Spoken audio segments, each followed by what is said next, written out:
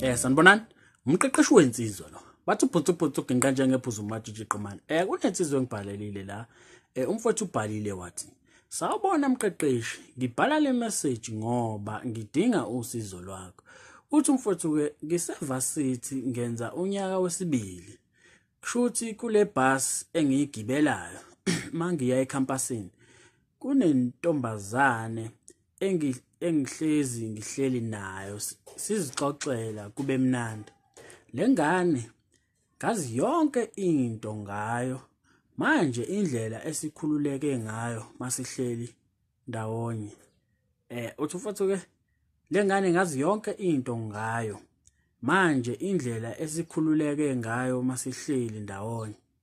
Wathi full stop ke beyihlambe kodwa ke uthi ubafuke shuthi mhla ngiqala ukuya kuyo ngacela amanamba ayo yanginika ngabe sengeqisa izinsuku ezimbili ngabe ngiyayithinta iphutha engalenza ngasuke ngayishela khona lapho and ngangibhala ama message not ukuyifonela ngathi nje sengibhala iparagraph ingane ayizange iyifunde nokuyifunda ngoba ayikaze ingishaye ngosini kodwa engicabanga ukuthi yayibona yayithi ukubona umuntu makuzovela imessage pop up bese echiliza kanje ayifunde bese ayichiliza ngaphandle ukuthi angene kuyona.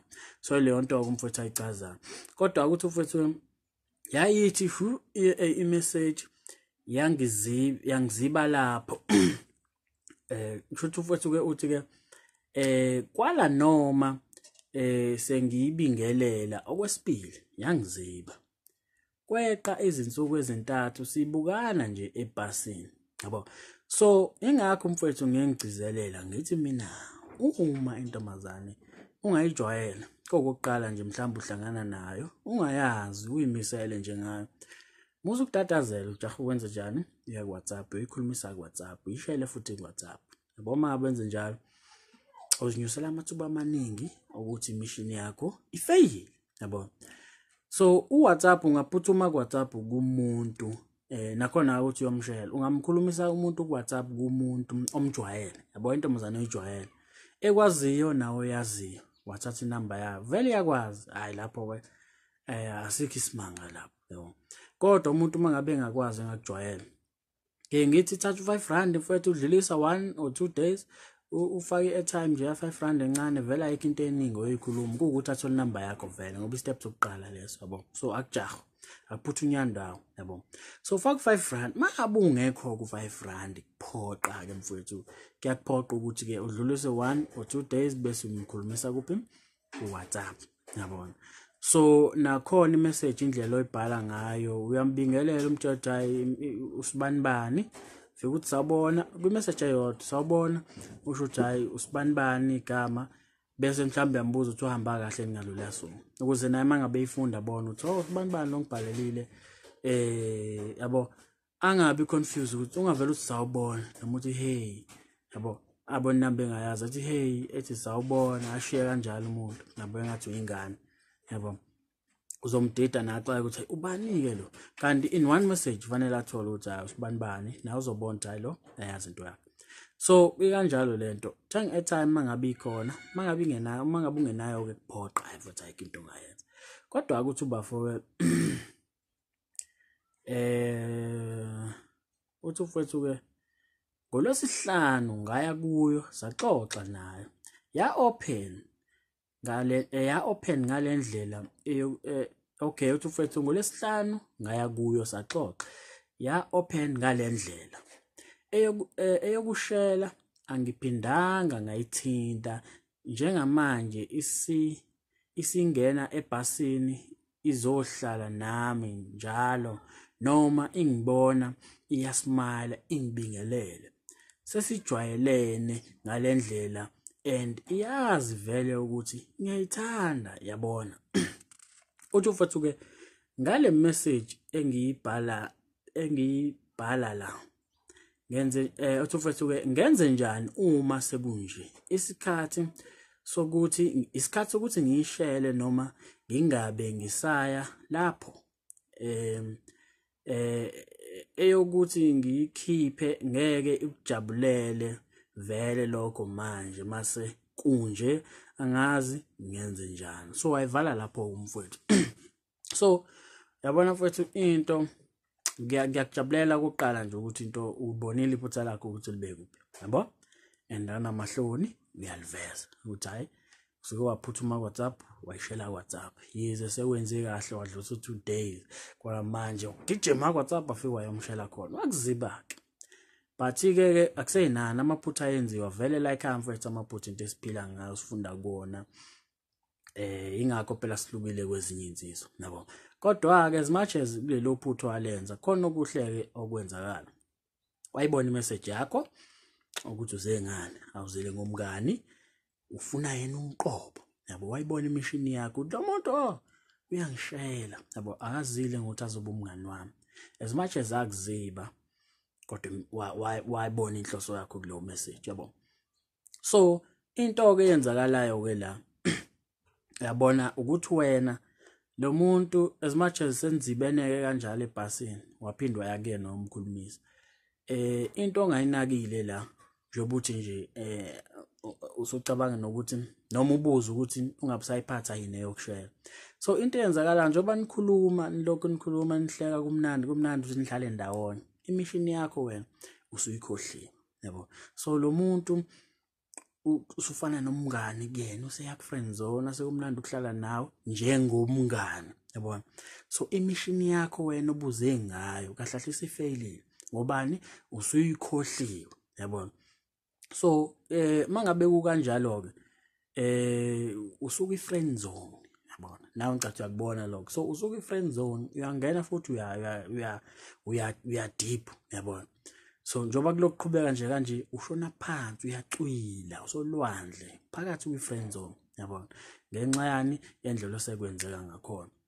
So ngiyazi-ke uma kwi-friendzone ezinye insizwa zecabanga ukuthi hayi mhlawumbe uzongizwela ngelinye ilanga nkosi yami unembezo uyoshaya kuyena angizwele usazongibona ukuthi ngumjito right omfanele. Kanti mangabe ukuphila kulelo themba kungenzeka lingafiki mancane futhi amathuba ukuthi lifike.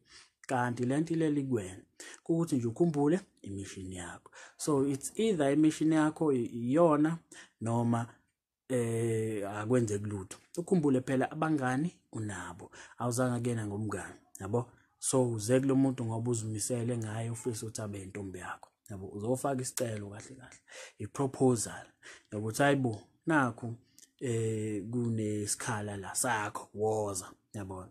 So wena-ke mangabe usukhohlwa-ke imishini yakho then kuba inkinga. So mina bengakusho kuwena mfowethu, it's simple. Khumbula imishini yakho ukuthi awuzile ngomngani, abangani unabo, awumdingi yena njengomngani wakho. As much as kumnandi ukuhlala kwendawonye, into ekufanele umenzele yona manje ukuthi nje usathi umhlangano njengoba nihlezi nenza, yabo, noma nihlangana lapha ebhasini ukuthi ebhasini ngingazi ukuthi kungaba convenient enough yini ukuthi ukwazi ukukhuluma ngalendlela engifisa ukukhuluma ngayo, yabo. Uma kubonja ebhasini mhlambe kunomsindo, yabo, nabanye mhlambe banilalele la ebackseat bazonizwa. Okay, zama ukuhlela nje umhlangano ukuthi nibe ndawonye nje endaweni ethule, yabo. Endawo vele niyazwana, yabo. Akufanele phela ngicine ngokubonana ebhasini. Hlela nje nayo kunibe ndawonye. Kusemnandi nisaxoxa kusanjalo njengoba nijwayele ukwenza ebhasini. But bese uyamtshela. Wena uzobusubeka kahle. Umtshele nje ukuthi hayi mina kahle angizile kuwena komngane but ngiyabona ukuthi hayi sesogcina sesabangani. Kanti cha abangani nginawo, yabo. Inhloso yami kuwena iqondile, yabo. Kuwena ngangize kuwena ngokuthi ngizimisele ngawo. So ngakubona njengentombazane eziphethe kahle, ngabona njengentombazane engangifanela, yabona, ezithandayo. Nawe usuqondisa mfowethu, mina ngiyasho nje ngoba into engicabangayo njengamanje, but wena ube usuyiqondisa kahle along those lines mfowethu, udlalela kubona but iqondise kahle-ke wena into yakho, yabo, ngoba phela uyobe usumbona wena ngaleso sikhathi, yabo. So umtshele nje futhi uthi hayi mina bengazile kuwena ngomngane, so ngiyazi leyo nto mhlawumbe ngeke izikuphathe kahle ngoba eqale ngakusendela imessage wangiziba kanjalo, yabo. So leyo message angizange isende ngephutha, ngangiqinisile, yabo. So kuwena mfowethu, kuwena ke wena umazi igama, hayi mfowethu ungathi mfowethu, kuwena sibanibani ukuthi lento izwa kanjani, but mina nje nakho engiza nakho kuwena. Uma ngabe mhlambe ukuthi kuphatha kabi, ayikho inkinga. Mawukuthi mhlambe ke yinto nawe ongathanda ukuthi iqhubeke phambili, kungangijabulisa lo, yabo. Kanjalo ungalaleli njengoba ngikhuluma nje, yabo, nami ukuthi angibeki kahle, but wena ngikunikeza isithombe mfowethu sokuthi lento iba nje namasendo. Ufika kuyena usukhombisa ukuthi hayi, yabo, uqinile and uyazi into yakho imele. Uma kuthi kanjani uthi hayi mina bese ngikubona njengomngane nje, ayi ngeke ngikwazi ukuthi kulungile, hayi ayikho inkinga, but ungabisa lokuhleka kwenu ebenikwenza kuphela, ukuxhumana kwenu kwani akuphela, yabo, avele nje kuphele kanjalo. Ungathi hayi mina bekubona nje umngane bese uyaqhubeka ube umngane wakhe ngoba ngeke usaphuma kwi friendzone. Into ebuhlungu ezokwenzeka, uzothi sahleli lapho kwi friendzone, ifike enye insizwa eyazi into yakho, ifike imchaze, achazeke. Wena usahleli kwi friendzone, uyathemba ukuthi Nkosi yami ngelinye ilanga sazongizwela. Uma usahleli kanjalo insizwa ayifike imthathe, so uyophatheka kabuhlungu ngoba into nawo ubuyifisa. So uyazazi ukuthi ufunani, awuqondise, ungakhohlwa imission yakho, yabo. So ngiyathemba ke mfethu angizwa, and uzohlela lo mhlangano and uzobeka ngendlela efanele ubeke ngayo, yabo. So uma ngabe unesifiso sokubhalela umqeqeshi wensizwa, ungambhalela ku-email ethi mqeqeshiwezinsizwa@gmail.com uma nje ufisa mina nawe sibonisane ngodaba lakho. Ukhumbuleke mfowethu ukuthi umqeqeshi wensizwa ikhaya lenjabulo, sho mfowethu.